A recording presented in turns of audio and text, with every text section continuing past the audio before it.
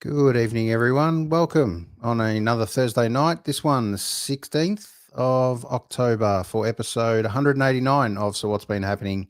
I'm Aaron Cusack, the host of this little podcast and this journey that we've been on. Hard to believe we're heading towards show 200, which is really weird. We'll see how we can get that in pre-Christmas or around Christmas to celebrate. This was the podcast that was never supposed to go past episode 1, which started as a COVID chat originally. Everyone got sick of the whole Zoom idea. We all know that the music industry got smashed in amongst that time. And so we decided to grab a couple of muso mates and chat about life and how shit we all felt at the time. But we're feeling a hell of a lot better now. Show 189, and this time it's all about team love. What a great name in today's environment. All right, just before we bring the guys up from Team Love for a chat, we're going to just mention a couple of gigs that are on. It's always good to see what's out there and what's happening. We'll head to Sydney first for an Underground Lovers gig. This one, the 18th of October at the Metro Social. So get up and see that one if you can. And they're heading to Melbourne also around Cup Eve, which will be the toff in town. So Underground Lovers, who we had on not long ago. Saturday the 18th, there's a fest by the Inner West, which is really cool at headline at the Factory. This one headlined by Teen Jesus and the Gene Teasers. So that'll be a big one, big lineup on that one. Get out and see one of the big day festivals if you can. Free entry. God, there's no reason not to be there at this one. What else we got? We've got Underground Lovers. I just touched on that one. So let's head across to Melbourne tonight. After this podcast, you can head out to the Howler Bar and see Willie J and the 6v6s, and also Southern River Band have got a launch happening with Easier Said Than Done. God, ain't that the truth? Try and get out there and see that one. Wilson got an album release. Congratulations to Wilson. This one is going to be at Northside Records. It launches tomorrow, her debut album.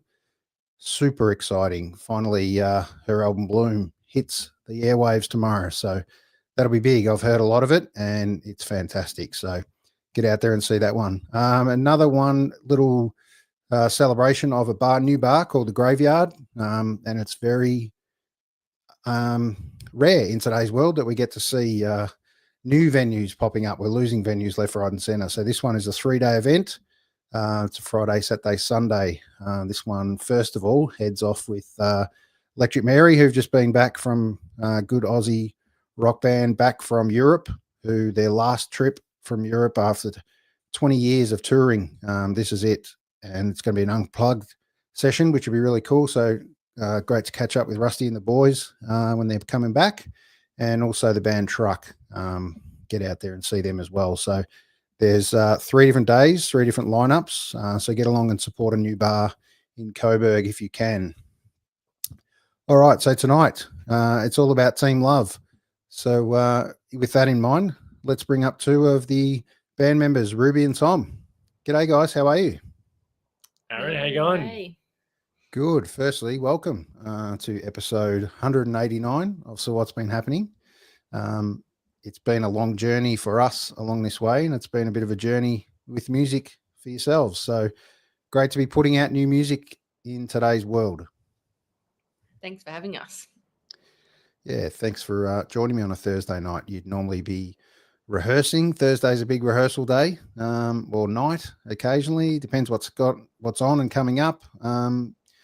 What have you got? Where would you normally be on a Thursday night other than kicking back on the couch talking to me? Well, been doing some boot scooting on Thursday nights a little bit the last couple of weeks. So getting the boots on and trying to not to fall over and stuff like that. So it's been pretty good. Nice. Swing the legs around. We do actually rehearse a little bit on Thursday nights. We rehearse at Ruby's brother's share house in Thornbury. So it's like a little clear the lounge room out and plug in and play in there, which is pretty handy. Beautiful. But we haven't rehearsed the last couple of weeks since we did the launch, just sort of letting that simmer away for a bit. Great to hear. And just on that topic, how did the launch go? It's a new album out. It's hit the airwaves only less than a month ago. Super exciting. Yeah, it was good. It was at Shot Kickers and on a Sunday afternoon. And yeah, it was a nice, we had the council and Mighties of Guns support us, and they're both awesome acts. And then, yeah, it was really nice to finally get it out there because our last album was, during COVID time. So we had a Instagram launch. So it was nice to have one in person. Yeah, the old Instagram launch. That was in amongst the isolate days. It was that was amongst COVID. I found a heap of new bands during that period. So there was so much to come out of that little kind of almost became a mini day festival, let alone weekly festival that was isolate. So it was such a well put together product, and got to see bands from all over the place. It was really cool. Did you get part of that? No, we didn't. We didn't do that one, but we had a couple of our own kind of things. But I think our album launch, it was pretty strict lockdown, so we had like a 3 house. I live with Sean, who's also in the band, and then lucky a few people lived together, so it kind of went from like one house did a few songs, one house did a few songs, and the other house did a few songs. That's right. So it was all split up over the band was all split up playing different bits. Yeah, right. Yeah, that is weird. But super cool at the same time. Yeah. I heard about a festival not long ago that played they played for 24 hours. It was a 24-hour festival. There was one band an hour from different parts of the world. It was a really cool setup. Obviously not all live because it was just a complete nightmare to try and put together, but just a great concept. So there were some interesting things that were born during that COVID experience. It wasn't, let's face it was all bad, but there are a couple of good things to come from it, and including you guys getting together, putting out an album, although not ideal circumstances. But did you finally get your chance to get out there and play that last album at least a few times before you moved on and got sick of it and wanted to hit the next one? Yeah, we did. I think definitely. There was a few in between lockdown gigs too, I think, that we got to do. And we were able to like play that one for a while, but there was, a bit of time between them because, that was 2020 and now it's 2025. So it's about time that we got a second one out. Yeah. And then during that, like the first album was mainly just like 4 of us. And then, so it was like less drums and bass were on that album. And then in that time we've got Tom and then, Paddy, my brother, on board. So it's kind of, the band's transformed since then too. Yeah. So just tell me a little bit about the formation of the band. You mentioned adding on a few extra members, which is always awesome. Hence the name, Team Love. Everyone's welcome, I'm sure, for a big jam sesh at some point. But kind of give me the initial roots of where this band kicked off. Yeah, we were just talking about it before. Yeah, Ruby and I. So 4 of us from the band went to high school together in Daylesford, and Ruby and I we played trumpet in the concert band together. Ruby was first trumpet. I was her long-suffering understudy. And so we've been playing music together for like many, many moons, but we kind of played our first show of what would eventually become Team Love. That would have been about 2014 or something, that very first gig. And it was just Ruby, myself, Paddy, and our other friend, Ollie. And we just kind of did it as a one-off. We played, what were the covers? We did three covers. We did Rocket Man. We did When You Were Mine by Prince. And then we did Cruising by Smokey Robinson. Yeah. and then a song. And then we had one original. Yeah, and then a few, like maybe a year or so later, another friend from school, George, and I kind of did a gig, I think at the Golden Vine Hotel in Bendigo. Wow. As a duo, and again did like maybe two what would be Team Love songs and two covers. I think there's like a Johnny Cash cover and something else. And then Reach for the Wine used to do that. Reach for the well. Wine. Yeah. And then from there, Monique, who we went to school with, and then Ruby, who plays fiddle, who is a cousin of someone we went to school with. So it was all kind of like high school, primary school. Yeah. And then we were like kind of a four for a bit, and then George got a bit too busy, and then Sean, my partner, joined the band. George was unceremoniously booted so Ruby could get her new boyfriend in the band instead. And so it has remained. So it was just a four-piece mate for like a while. long, and it was probably a bit more like folky. And then eventually we had a couple songs on the last album with drums and bass with Paddy and my other brother, family band, and then we kicked Damon out of the band. No, he also got busy, and then you joined. And then now we're 6. Yeah, we're 6. I'm the newest member of the band, but also, I've been playing music with Ruby since we were like 14, 15 in some capacity. And so it's all long tangling threads, but basically we were saying, we've been talking about next year with a 10-year anniversary of the band. So we're going to have a big party, big gig early next year to celebrate the kind of 10 years of Team Love. So that'll be something to look forward to. Yeah. Perfect. Well, as old schoolmates, I've got to ask the question, Tom, what took your time? Why so long before you made your way into the band? That's a very good question. I would say they were probably intimidated would be the main thing. He auditioned a few times, didn't make the cut. Yeah, got knocked back. No, it was all we're playing lots of music together in different guises and stuff, but it was quite cool to join the band as a fan. I'd been at the vast majority of the Team Love shows over the last kind of like 7 years before I joined, and big fan of a lot of the songs, and just so to be able to actually come into the band and be part of it and play the songs and learn how to play the songs and contribute in different ways to the songs that I'd always listened to and really loved was like pretty cool experience. And to go from kind of friend and fan to being part of the group was like it was really kind of sort of special experience. So it was great.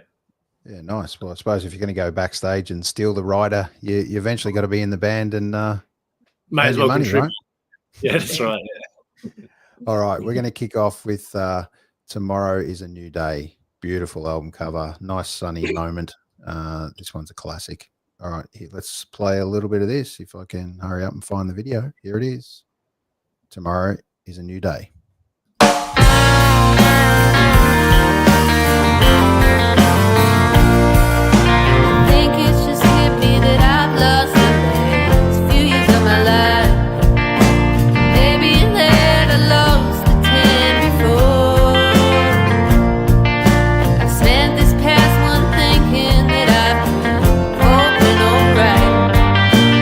Every year I gain a lot, a little more.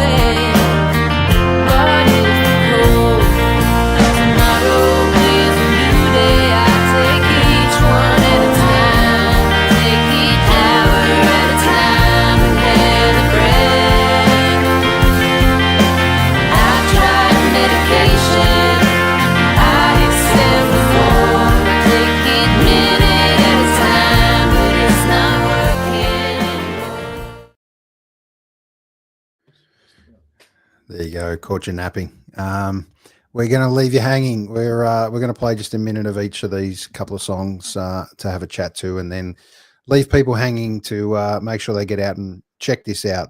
We can't give you all the song, but we urge you to jump on the link tree and also on Bandcamp on a Bandcamp Friday, and make sure you purchase this album, and most importantly, try and gift it to someone as well, and open their world to a bit of team love. Tomorrow is a new day. An obvious line, but a beautiful one at that, and probably one we don't think of enough when we're in some dark times, thinking of the sun does come up the next day and hopefully give us a new start. Tell us a little bit about that song, guys.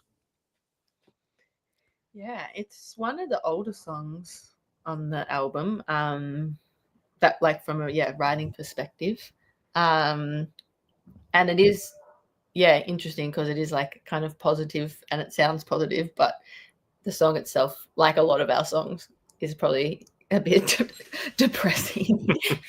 Sure. We often we laugh about how the music to this song in particular is quite.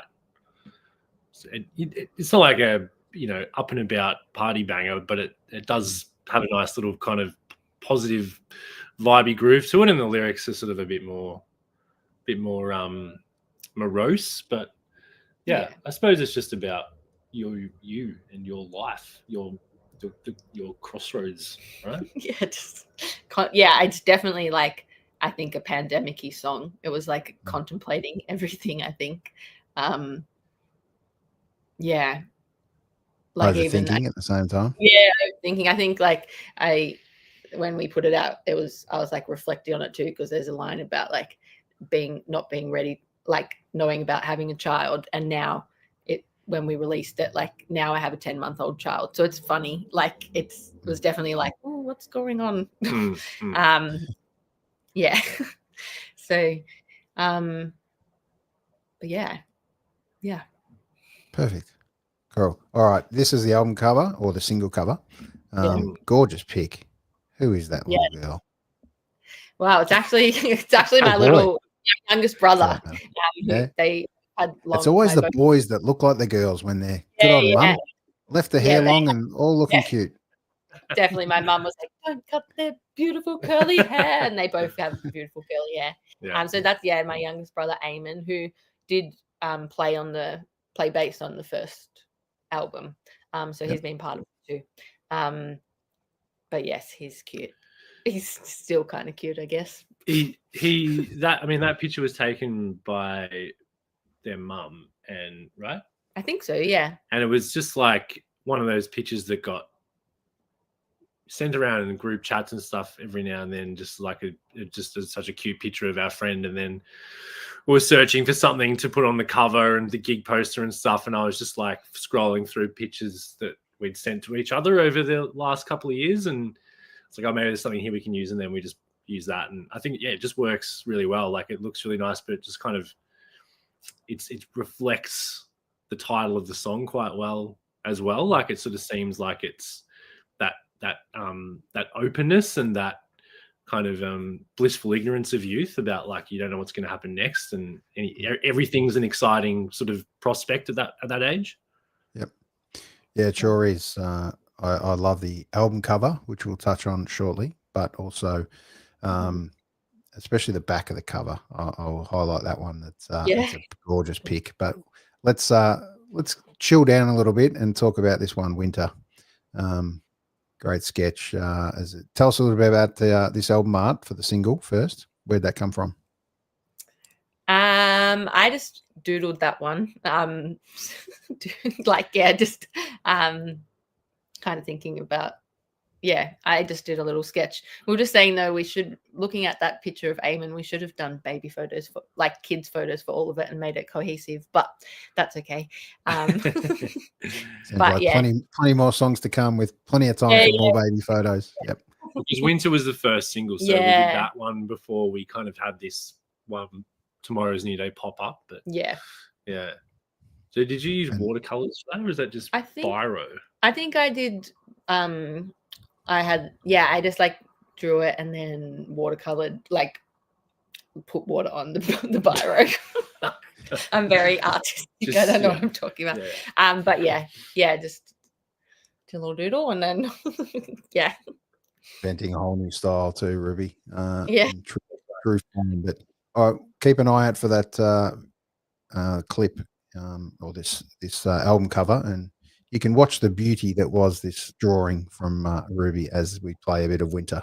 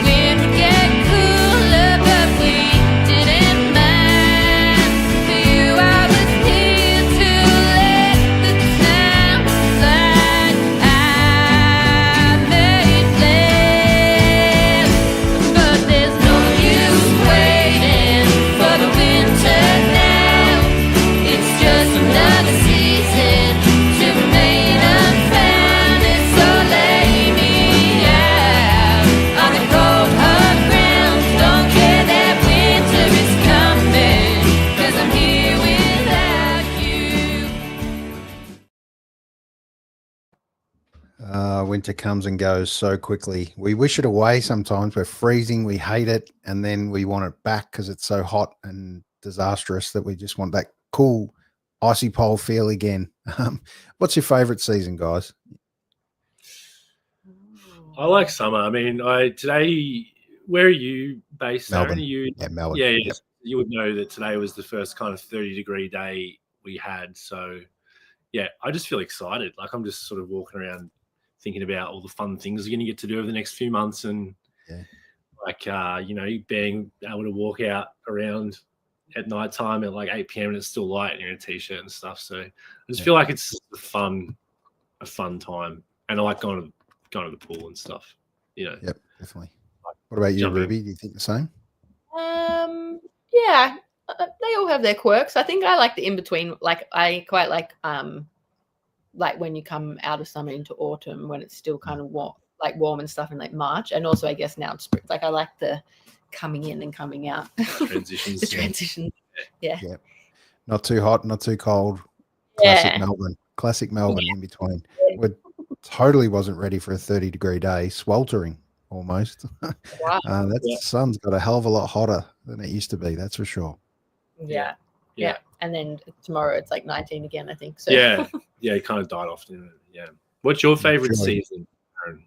Yeah, I kind of agree with. I'd never really thought of it like Ruby presented it then, that in between the season, and that's probably the nice time. I like autumn and spring. They're the spots where the trees and everything change, and all that beautiful part of it. It's not too hot, not too cold. Melbourne, obviously, we get all kinds, so that's beautiful. But it's kind of hard to beat being at Shot Kickers, sitting out, having a nice beer out the front, and then deciding you might need a little snack over the road as the sun sets and see 7-Eleven lights churning away, and treat yourself over the road and come back for another beer. But Shot Kickers is one of the great places. How long may it continue in Thornbury? There's always Welcome to Thornbury, and all the way down heading towards the city. I was at Northcote Social Club, where there was a little bit of line dancing and boot scooting going on the other night. So I thought I might have ran into you guys there, but anyway, it's been very good on the back of out on the weekend. We had a couple of festivals come up recently, and also Dashville Skyline, who we had a chat to a lot of the crew in amongst that. Have you guys been lucky enough to be in that festival space and world, whether it be checking out or playing? Yeah, we've done some smaller stuff, regional stuff, like around where we grew up, around that part of town, like the Central Highlands and stuff like that. We've long coveted a spot on out on the weekend, and we sort of had some discussions with them this year about it, but we just left our run a bit late. The album came out in October. Yeah. And it was just a bit late to get it all up and running to get in time. But hopefully next year we'll be able to partake. So that'd be the something. dream. Yeah, it's a bit of a goal for us to get on there. So, Yeah. We play we'd love to do more festivals too. We've done we've done Newport Folk Festival. Mm-hmm. Played this one in Bathurst a few years ago. I don't know if it still exists. But festivals are fun, particularly now that now having a baby, day festival vibes are good because we can't go out as much in the evening. Isn't that funny how the world and sand shifts now as you get a little older and little ones come on the way? Family gigs, daytime matinees become part of the gig. It's a whole different space. And then there's the leaving the kid at home eventually to head out on a little adventure without the baby. Maybe I hope see the light. Did you go to Out on the Weekend? I didn't. I missed that one, unfortunately. It was a super windy day, I'm led to believe, but some great acts in amongst those as well. Yeah. That's a beautiful little festival out there in Williamstown.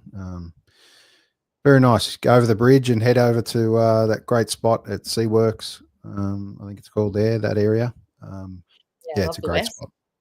Ruby's actually a immaculate recorder player. So you could have headed out there with your recorder and just in the wind and just kind of let it. Loved it. Hey? Little symphony. They would have loved it. Or you would have got chased out of there. I can play it with my nose for them. Yep. And she can play just about any song just by ear, just on the recorder. It's quite special, quite a special talent. I hope that ends up in a Team Love song or gig at some stage with requests. Hey, who knows? It's always the last one into the band that gets to do all those requests and push the band into another place they haven't been before, out of their comfort zone. So I'll put that one on you, Tom. Yeah. Sounds good. We did actually have some harmonica on the record, but we got someone who knew what they were doing to play it. So Now, reading obviously with the band and all the instruments and all the challenges you've got in amongst that, and then Ruby showing your talents that you're a budding artist as well in amongst all this. You mustn't have a lot of free time, you guys. But is there another instrument, if it's not your current one, that you would have liked to have said, this is the direction I would like to have gone, or are you comfortable kind of in the zone you're in now? I feel like my instrument playing, in general could be better. But I always was I'm I've got instruments and then just don't do it. I've always wanted to play violin, even though we've got a fiddle player in our band, but I've always wanted to play fiddle and had 2 fiddles here, but never really did it. So that's still, that can be a goal for me. You've got your the PJ Harvey thing. We've got an auto harp too, but I think it's broken. I'm just seeing it. It's on the top of the shelf. It's under a pile of Christmas wrapping paper. Right. So you're going to re-gift it. It's sounding like it needs to be reached out to and given some love. Totally. Resurrected. So there you go. There's a challenge for you. What about yourself, Tom? Because we both, like you said earlier, we played trumpet in the school band, but we've kind of been saying recently, kind of wish we'd chosen trombone. So that, I don't know, it just seems more fun. It's really theatrical, and it sounds deeper. And I reckon too. When I was first trumpet, not that you still have to be good at trombone, but I struggled to hit the high note. I liked doing second trumpet because you got to do the lower harmonies. So maybe trombone would have suited me better. Yeah. I have been thinking about considering looking into the learning how to play pedal steel. But it's just you can't really, there's nothing that you can know, you research it a bit and spend a bit of time looking into it and like look at some videos and some charts and stuff. And it's like you can get your head around little aspects of it, but there's no real way to learn it unless you have one. And you can't just sort of get one. Like they're just really expensive and they're quite cumbersome and stuff. So no, like if there was a place like a library where you could go down and rent the pedal steel and sit there and play it for an hour or two, that'd be awesome. But I have to think about when I'm going to have the money and the space to invest in it before I can actually even begin the process of learning it. But that's a massive long-term goal, because I just like, as soon as it comes on in any song, I'm just instantly hooked. So I'd like to be able to have that power, you know, of actually creating that. Owning that kind of moment. Yeah, it's a beautiful instrument. It's very much the it instrument, I think, in the Americana kind of scene at the moment. Everyone's thrown one into the band. Everyone wants one. I believe they're all pretty much custom made now. If you can get one, they're expensive. It's a long wait, but there's some beautiful pedal steel players in and around Melbourne at the moment. Matty Dixon being one that is a must to get out there and see in amongst bands. The kind of pedal steel gun for hire at the moment. He is in amongst everything else, but it's definitely a beautiful instrument, that's for sure. We were very fortunate that Fever, who produced the record, can play it. So it's on, I think, just one track. Everything's wrong. So the second track on the album, we've hit him with the pedal steel, so he played that, which was awesome. We didn't have to kind of seek an external person for that. He was already like a gun at it. So it was very lucky. Yeah, very nice. Just tell us a bit about the recording process on this album. What was the kind of time frame it took you guys to put together? Was it a big extended long sesh? There's a few songs on the album, so it's how kind of down were they before you got to the recording stage? Yeah, we kind of we went away to Lawn end of 2023, and that's when we kind of we obviously worked on some of the songs and stuff before that, but that was when we had 26 songs, and we kind of worked on all of them from there. And then we kind of had a few more where we narrowed it down. Yeah. And then I think we got to 16 that we recorded, and then we got to 11 on the album. So from that Lawn session, then we started recording in February last year. So it was pretty, I guess, drawn out. It was kind of February. We started, we did, over, I think we initially were we're going to release it in 2024. But that didn't happen. I mean, I went overseas for 6 months. You had a baby. But we didn't really have, because we just had, we had Viva, who kind of has a mobile setup. So we didn't really have, we didn't book a chunk of studio time and then bash it out. We just sort of moved around. So we did the first chunk at Paddy's place where we rehearse. And then we did another chunk at our friend's place in just up the road. And then we did another chunk back in sort of Dalesford, where a couple of the guys live now. So it was a staggered process through the whole thing, which kind of dragged it out a bit, but it was just the best way to do it for us, I think. So it ended up being a pretty good result. Very nice. And in amongst that recording process, was there, between this album and the last one, was there something that was kind of very different for you guys obviously outside of COVID, being able to now get together properly, do all those things, being able to push an album out then? Was there kind of one song that stood out to you as one of those moments of recording that you just absolutely loved? Yeah, we were all we had to do a few surveys to get the album. Tom is good at making a poll. So we did a few surveys to kind of and we didn't have there wasn't one song that got all the votes, was there? Or was there one? I think, because there's 6 of us in the band, so we kind of all picked So like, yeah, we did demos of like, more than 20. Yeah. And then we whittled it down to 16 through the first cull. But we actually recorded 16. Like we've got 16 that we recorded, mixed, mastered, everything. And then 11 of those are on the album. So there's 5 others that will see the light of day at some point. But yeah, beautiful. I don't know. I'm just trying to open this is the... Oh yeah, we've got the... Just happen to have one handy. Very nice. Yeah. Yeah.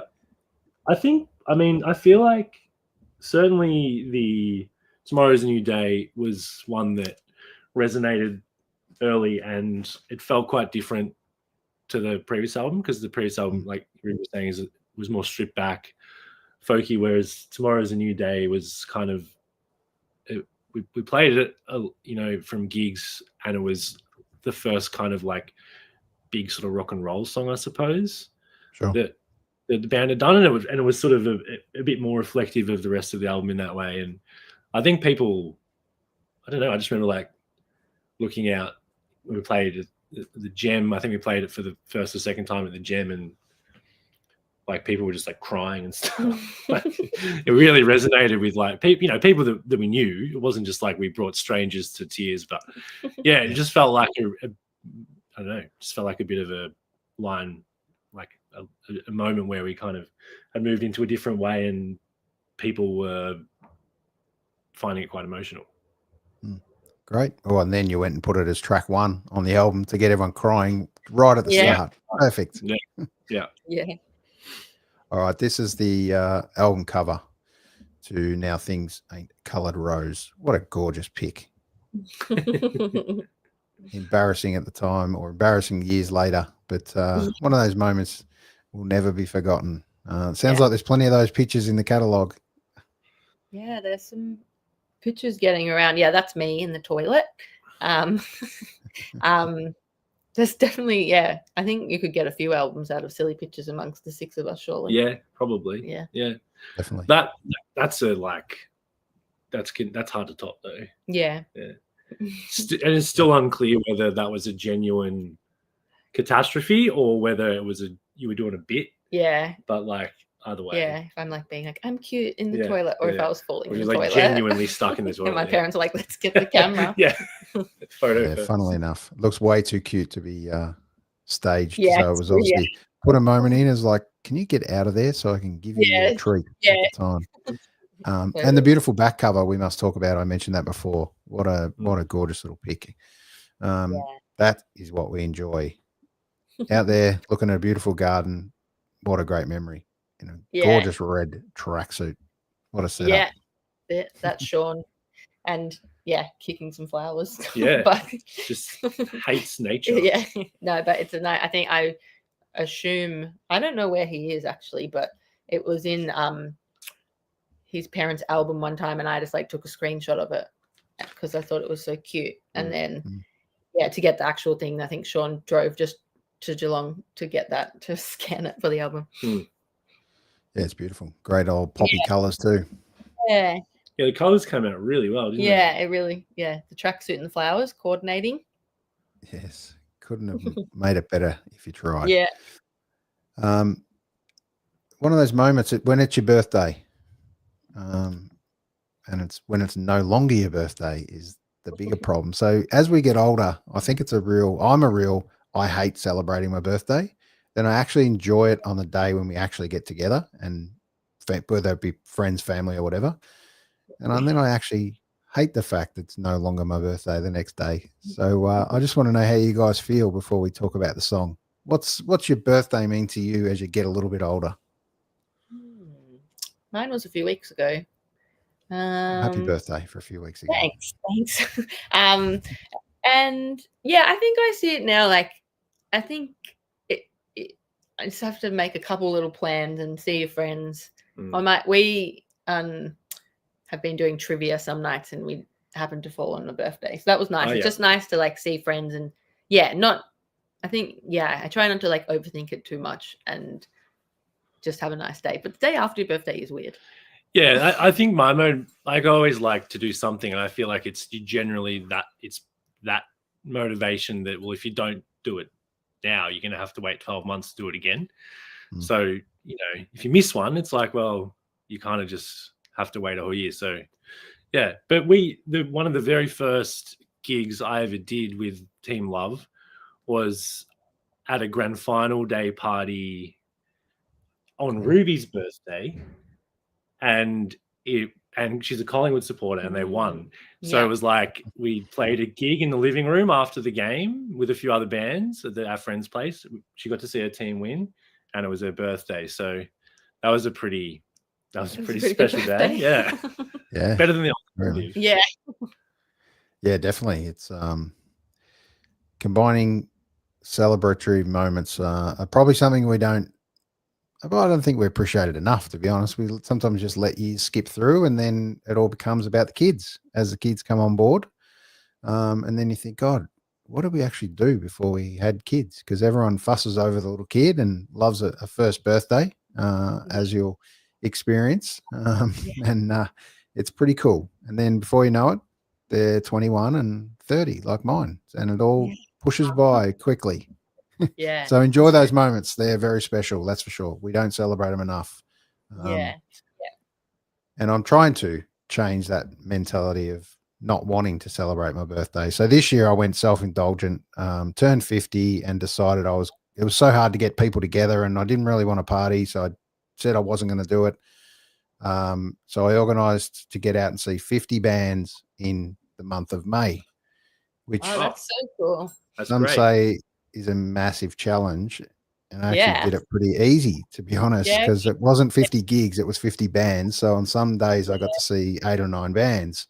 So we had about 18 or 19 in the bank in about the first week. So I got quite complacent then and thought I'd take it easy, and took about a week and a half off, and then really had to burn a little bit harder on the last week to make up the 50. But it just really different experience to celebrate your birthday. So it was great because it's very hard to get friends together all the time. So I just put up a bit of a list of where I was heading for that week, and caught up with a lot of people. So it was really cool, and supporting venues and bands, which was really nice. So caught up with so many friends and bands that I've met on these podcasts. So hopefully won't be too long before we get to meet in person at a Team Love gig. What was the best show that you saw out of the 50? The band I've always loved, which are only a fairly new band, but they had one album out and then had a bit of a break and are now back. And their first gig back was actually my last gig for the 50th. And it was a surprise. They hadn't really reformed at the time, a band called Gold Mines, local Melbourne band. And they were kind of big, were getting big. They had one album going. It was doing really well.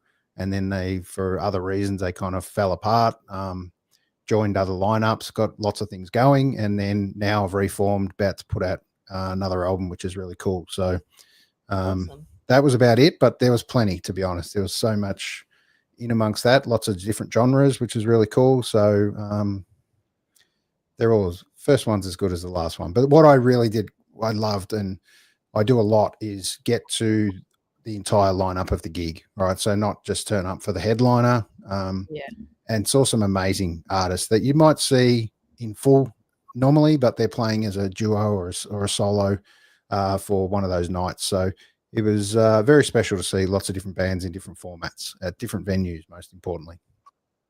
Yeah. No, that's I love that idea. That's cool. That's great. Yeah. There you go. So don't wait till you turn 50. Yeah. Maybe we can do 40 bands in a few years. No, we'll be right.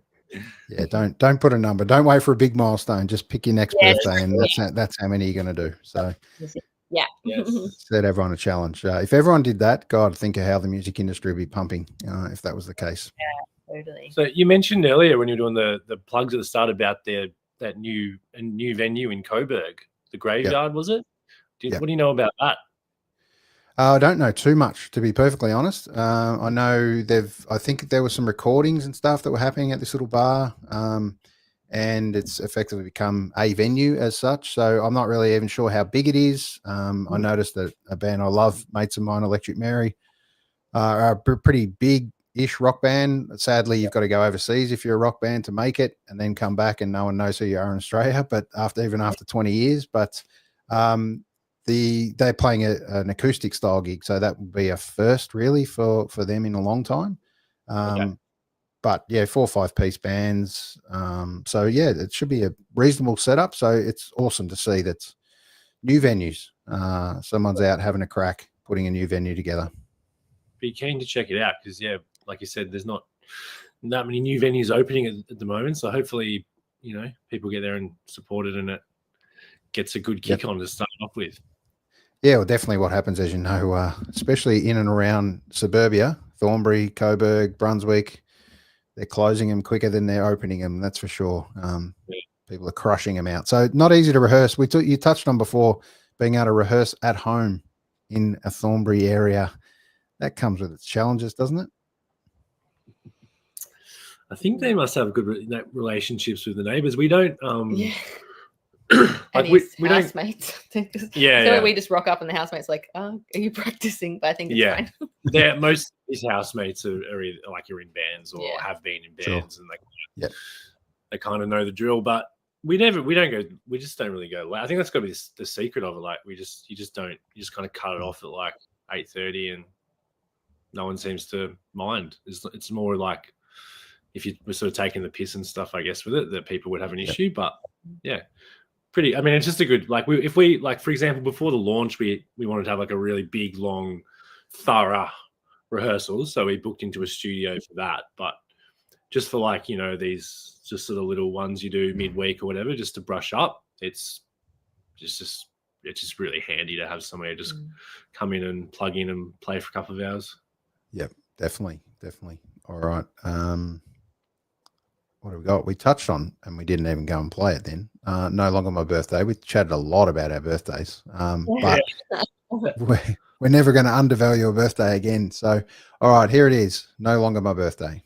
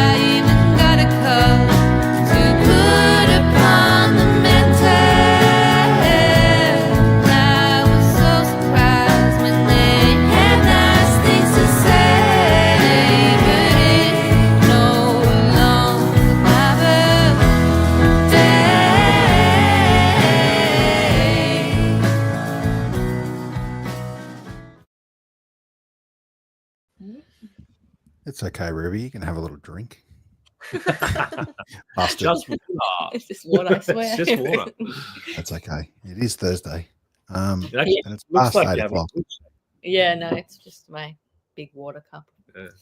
Perfect. We touched on birthdays. What's your favorite birthday gift?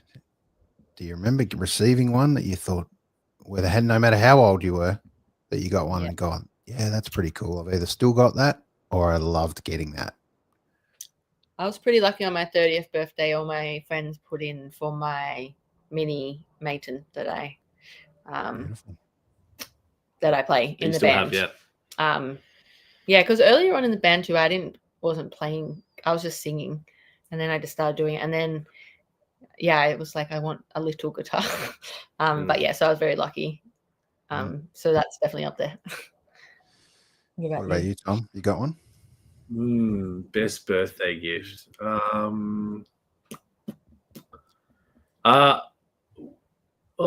think I've had some pretty good ones. Going away, I think is always good. So a couple of years ago, my partner took me to Brisbane for a fun weekend away. That was cool. Just got to sort of hang out around there, went to Bearded Ladies or some music, just like scooted around, literally scooted. Just they had those e-scooters like years before we had them here. Yeah. Went to the Gabba, saw a game of footy there. Like just did a bunch of different things there. And it's those presents that you don't know that you want until you get given them. I think that's the best, because I could have asked for different things or whatever that I wanted or needed, but like, yeah, just having a complete surprise, like, oh, we're going to Brisbane in a few weeks, and I was like, oh, that's a great idea, and then yeah, just had a really cool time. I think Brisbane is it's underrated as a city, particularly like a music city. It's just like it doesn't have that many venues, but I think that part of that makes it, they're quite a loyal following. The venues have a really tight fan base that sort of turn up to everything rather than just like picking and choosing different things they want to go to. So yeah, I found it really like a really fun place to hang out for the weekend, and would love to go and do some shows there if we can get up there and do something. But yeah. How about you, Aaron? Any good gifts? There's a venue called Lefties up there. I think it's still there from memory, but that should be one on your list. Sorry, what was that, Ruby? I was cutting off the Brisbane chat. Just what? Yeah, I was done with Brisbane. Yeah. Nah, Brisbane's good. Any good gifts that you've had? It's funny how I asked the question and they're not prepared to get one back that I've got as a gift. But I think always a gift of music is always good, or a bio on a band or a musician. I love reading stories, hearing a bit more about what makes them tick, or lots of things like this podcast that you didn't know what was happening about the band, and good to hear a bit of history on what's going on. But someone gifted me the new Queenie album. So if you know Queenie, incredible voice, her debut album called New Malt. It is awesome. Cool. So that was one. And recently a band called Sweet Talk, who you may know, are absolutely out there killing it at the moment in the Americana kind of scene. They've got a great album out right now. So yeah, a couple of new ones that were put over my desk. I was a kind of a record, not collector, but gatherer, I guess you'd say, over time, and then kind of stopped listening really to records. The world of tapes and CDs and then digital music kind of kicked in, and I kind of lost the love. But there's nothing better than putting an album on like you guys have put together and recorded, dropping the needle for the first time and kind of kicking back and watching it happen as you get to listen to it. So when was the last time you kind of listened to an album all the way through? Ooh, I'm can be pretty bad at listening to albums and get really fixated on a song. But that what have I listened to? You go. I listen to albums all the way through all the time. Yeah, Tom's really good at it. Like that, good at new music and stuff too. The album is still my like preferred method. I like a playlist as well, but I will almost always chuck on a full album from start to finish when I'm doing something music wise. So yeah, there's lots of albums by bands I really like have come out in the last few weeks. I've been loving it. Been loving the new Wednesday album, which is one of my favorite bands, and new Big Thief album as well. Been giving that a good run. What else? Geese. You listen to Geese? They're getting a lot of hype at the moment. Sort of American folk punk kind of band. They're really like that. Is one of those albums that you hear getting hyped up a lot, and you're like, oh, okay, yeah, give it a spin. But like, absolutely deserves it. Like, lives up to that kind of. It's very unique kind of songwriting and stuff. So yeah, I feel like we're like the second half of the year has been awesome for new releases and continuing on as well. So there's plenty of local stuff coming out as well that's been really cool. So yeah, I think it's going to be a stellar year for albums by the time we get to the end of December. Yeah, nice. And obviously with a new album, being able to put together the physical vinyls again that have made them cool.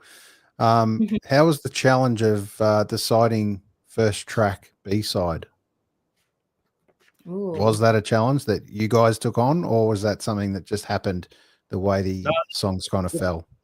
That's a really good question. Yeah, you kind of led that too. I reckon Tom's got a good, I don't know what the word is, but you're good at it. I have a bit of a nerd for like sequencing. track sequence.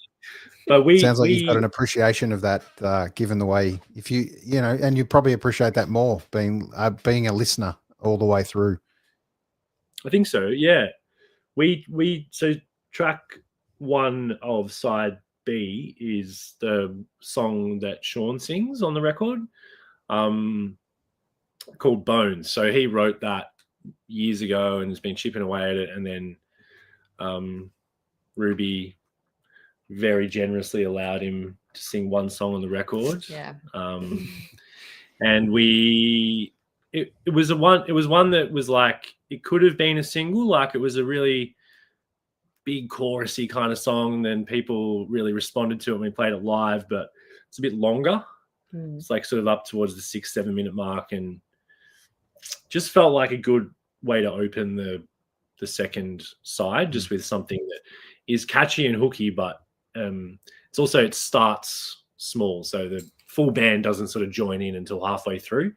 So I thought that would be a cool way to start side 2, just with, you know, that kind of something a bit, because the last track of side A is kind of our like rockiest, sort of heaviest track. So that finishes, flip it over, and then you kind of ease back in, you know, with Bones. So that was the thinking there. After you've had your little lay down, and then you've gone and got yourself a cup of tea, and you're ready for another listen, and then you put on the big 8 or 9 minute song. They always drag out. And do the songs kind of change up a little bit when you guys get to play them live, as far as length? And how do you play it kind of? I've always been meaning to ask a few musos, and I don't probably ask this enough, but do you play it kind of pretty much as it is in by the album length, or does it kind of play a little bit on feel with solos and things like that in amongst it? I feel like sometimes we play it at different speeds, but sometimes it might not be on purpose.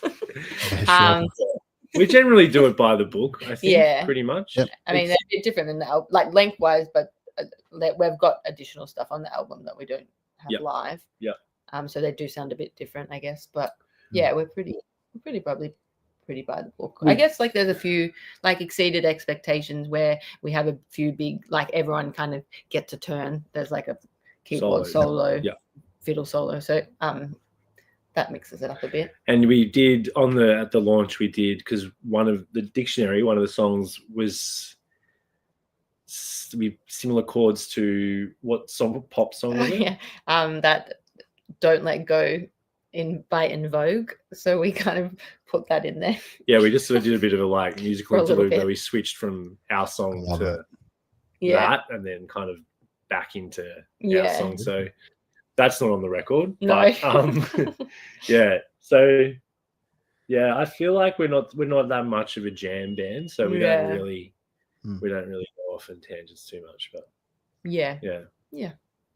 Who's the one in the band that's more likely to go off on that tangent? Play that extra solo. Maybe Chip Sean. Sean. I know. I feel like anyone that has done that before in the band, you immediately fire. That's it. Out of the band. That's why we don't do it. It's survival of the fittest. I'm very controlling. No one who does solos is still is in the picture. I feel Sean probably mixes it up a bit, but he's like, don't let him hear me say that, but he's talented enough to do that. So he's a born shredder. He just can't help but shred every now and then. Yeah, that's the joy of guitarists and vocalists in amongst that. They let them do their thing. Yeah. Beautiful. All right, we're a couple of last ones just before we finish up. I just want to touch on some of your influences and your early influences in music. Who was playing kind of when you were a young kid? What was playing on the stereo, so to speak, or the whatever it was at the time? Might have been in the car. What was on the set list? And one that you kind of remember and kick back and go, yeah, I was really actually influenced by them, whether you loved them or hated them at the time, but you've seen that now come through your music. Yeah, I feel like I was pretty lucky. Like it was probably both your house too. Like our parents have pretty good taste in music. Who did we listen? Like who they like? Bruce Springsteen. Ah. I don't know if they but Bruce Springsteen, Lou Reed, we like at the Pogues, all the like kind of country, people too. Like, I feel like when there was a period, because like we grew up together and stuff, there was around about like 99, 2000, around that time when Oh Brother We're Out Thou film came out, and the soundtrack to that film just kind of like took hold of all of our parents, like the whole community and stuff. Like you get picked up after like footy training or whatever, or you go here and there, and anytime you were in like your parents or your parents' friend's car, it was on. And then like I think that kind of music was all pretty new to me at the time, because like dad and mum had a lot of like Al Green and Bill Withers and that kind of music playing a lot of the time, so I didn't know a lot of country music, so that was sort of an introduction to me. But your family was a bit more across that, like they're like they always playing Emmylou Harris and John Prine. Definitely Oh Brother Where Art Thou. I remember they played that at our school once. Maybe it was Dowswood's like maybe it was a real thing, like that had a stranglehold. And it's very interesting now that we've kind of quite influenced by that music, and that's the band that we're in now. Is sort of like not directly that style. You wouldn't link it directly to that soundtrack and those kind of artists, but indirectly, definitely some of the early influences, Gillian Welsh and all that kind of stuff, is still like stuff that we still listen to, and it's sort of found its way through into the album as well. And there's a couple of those moments in that, especially in that movie, that multiple harmonies as they're all walking down to the river, and that song, like, incredible. And they're this kind of moments. There's a band kicking around Melbourne at the moment, and they play on a few gigs called Mood Spill. I'm not sure if you've heard of them or know them, but they actually start their set with very much one of those moments like that, different harmonies coming from everywhere, and it's just a beautiful thing before everyone picks up their instruments. And it's pretty special. Good way to test the mics and get everything tuned up, and it's a great way to be. And then there's that moment where I love them. They get together and they sing into the can. The Soggy Bottom Boys, I think they're called, and I think it's one of the Sorrow songs. I think it's was one of the titles. But magic, and I can see a bit of that love in amongst Team Love. It's great to have a somewhat to grow up together, school bands, be all mates. Must be a still pretty unique connection. I think you've seen a couple of people go through the band, but there's been six currently at the moment.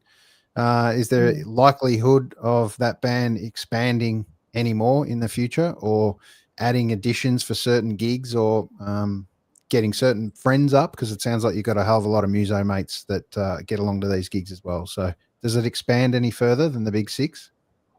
I've always liked the idea of, we haven't done it as much lately, but we sometimes used to do like a duo gig. Sometimes it was like, if someone would be like, we can't do a gig, we'd kind of like do 5 or whatever. So I've liked the idea that it's just this like big band that people can kind of come and go. And we did have, like, when Tom was overseas, our friend Jack was filling in on the bass, and then at our launch he popped up and did extra like guitar above. Christy, who did some harmonica, who was in Perch Creek, would love to get him to get up. Would love to try and convince Fever to come some pedal skill. But like more the merrier. Obviously it makes practicing hard, but sure, it's fun. I think would like the 10-year anniversary gig next year, will definitely get everyone who has played in the band over the journey or contribute in some way to like get on stage and do something. And because it's a celebration of like everyone, not just the 6 now. So and we're just like super lucky for some reason that like a big portion of people from Dowswood all kind of moved north side mainly, and all still hang out, and the ones that don't play music are like so supportive coming to the gigs and stuff. So it is a nice like family vibe. Really special. In amongst the Team Love name, who came up with it? Where did that stick? Is that your doing, Ruby? long before my Oh, time. I cringe at it sometimes. But I think it was. I think weren't you there? We picked it was as like a trivia name. I'm pretty sure. Oh, really? Yeah, like I It's think got it the was at trivia Thornbury. vibes. Yeah, I Oh. think Thornbury local trivia. Yeah. I think you might have been there. Yeah, maybe. We Maybe. big trip heads. Yeah. We know everything. Yeah. Yeah. But yeah, and then I think we're like, should that be our band name? And then ever since we're like, was that a silly choice? But where did the trivia name come from? oh, I don't know. Just Team being Love. silly, maybe. Yeah, I've always felt like it was a little bit like a little bit ironic. Yeah. Like there's a little bit of irony to it. Team Love. It just sounds so, like hippie and like so kind of like, but which is not really what we're like. But it, but then it does have times within the group and within the community and the band where it does feel very earnest. So I guess it can kind of be either. But I don't remember where it started. Yeah, no. Yeah. The many methods and stories around love. Hey, it's an ongoing chapter, but you got a whole new chapter in amongst your life, Ruby, with a little one. It's a whole different kind of love, parental love, isn't it? That's it. Yeah. Yes. Yeah. Very cool. Very cool. She's very cute. She's very busy. Yeah, I bet. Not much free time in amongst this band. Wow, yeah. And speaking of that, what have you guys got coming up? Can we expect a gig anytime soon? What have you got coming up?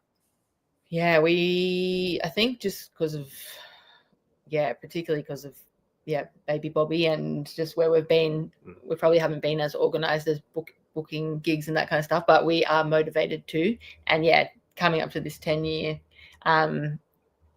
thing, I feel like that will be a big hurrah. And then we've got a friend who I think we've kind of started the process of talking about doing a video, and she's got this whole creative vision of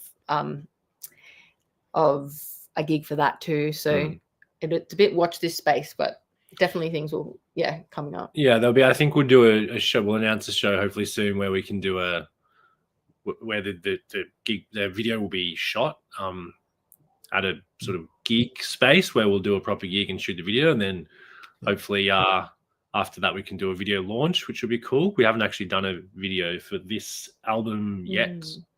And then next year we're building up to that big one, so we'll keep you posted about when that's going to happen. Beautiful. Yeah, please do come on and have a chat pre or post gig and tell us about that magic of the 10th anniversary. It's pretty cool to have a band for 10 years, no matter how many gigs you've played, to be able to still put a band together and get back out there, no matter what genre or how it's been, break up of the band, new members, who cares? You're just still doing the things you love. So on behalf of all the punters out there that get along to see your music and have ever purchased or listened to your music, thank you for being Team Love and doing what you do, putting out new music. I know it's not monetary reciprocated these days, very much so, and you do it for love. So thanks for doing it, and long may it continue. You do get to transport us to another place for even 45-minute set, and we forget about all the headaches that are going on in our lives, and we get to enjoy your music. So thank you for doing what you do. Thank you very much. Thank you. Yeah, cheers for having us. Appreciate it. Amplifying those bands and stuff too. It's amazing. Cool. All right. Well, most importantly, enjoy your week and your weekend. If the little bub's well and truly not in bed, it should be by now. So thank you for doing everything you do. See you out there soon. And I can't wait to hear you when your next gig's on. Thank you. Thanks so much, Aaron. Cheers, mate. No worries. Thanks for joining us. Bye. Oh, great to spend. Classically, I always say to a band that I'm going to chat for a little while and we'll see how it goes. And you never know how long chats go to, but we can easily tick over an hour in amongst a couple of chats. So always a 35-minute set turns into an hour jam. So as good bands do. So thank you for joining me again for episode 189. We have another one on Tuesday with Al Matcott, who is just putting out a new second album, which is really cool. So anyone releasing music, please reach out to me. If you're not even releasing music, I'd love to know a little bit about your journey of music, how it became, how you started, and what is coming up in your life. So most importantly, get out there and see a gig. I will see you out there soon, and enjoy your weekend.